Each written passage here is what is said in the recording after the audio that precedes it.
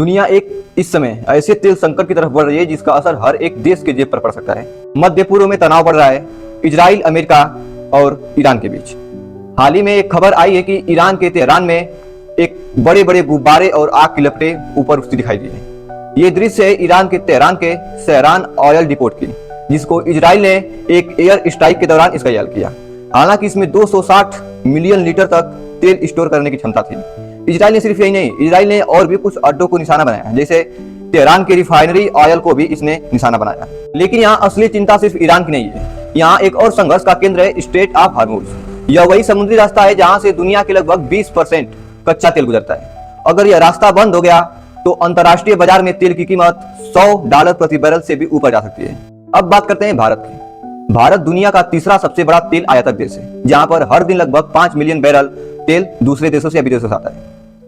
कुछ साल पहले भारत का तेल आयातक रूस में सिर्फ 1 से 2% तक था, लेकिन रूस यूक्रेन युद्ध के बाद भारत का तेल आयातक लगभग 30 से 40% तक रूस से आने लगा।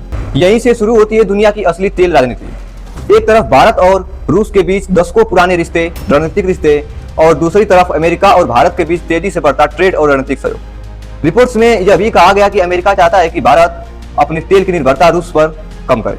लेकिन इसी बीच कुछ ऐसा हुआ कि पश्चिमी देशों ने रूस पर कुछ कड़े प्रतिबंध लगा दिए। जैसे पश्चिमी कंपनियों का कहना है कि वे अपना कारोबार रूस से हटा लें।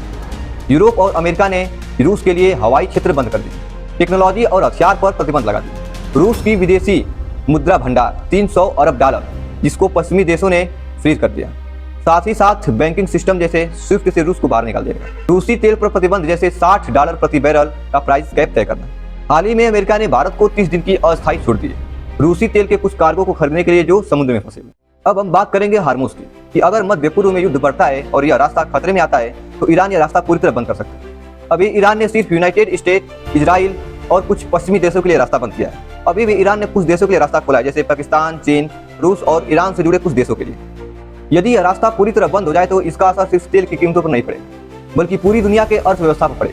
लेकिन यहाँ एक और भी खतरा है कि तेल डिपो, रिफाइनरी जैसे पर हमला होता है तो यहाँ पर बड़ी मात्रा में तेल जलते हैं और वातावरण में कार्बन डाइऑक्साइड और कुछ काफी जहरीली गैसें निकलती हैं, जो ग्लोबल वार्मिंग को बहुत तेजी से बढ़ावा देती है। यानी कि यह सिर्फ एक युद्ध नहीं है, यह ऊर्जा, पर्यावरण और वैश्विक राजनीति तीनों के बीच का एक संघर्ष बन चुका है। आज यही कारण है कि न्यूज चैनल दुनिया की नजरें इस तेल बाजार और मध्य पूर्व के युद्ध पर टिकी हुई है। ग्लोबल वार्मिंग, 30 दिन की अस्थायी परमिशन एक विश्व गुरु देश को देना, US trade deal, Iran versus United state और इजराइल के युद्ध, इन सब के बारे में आपका क्या कहना है कमेंट में जरूर बताएं।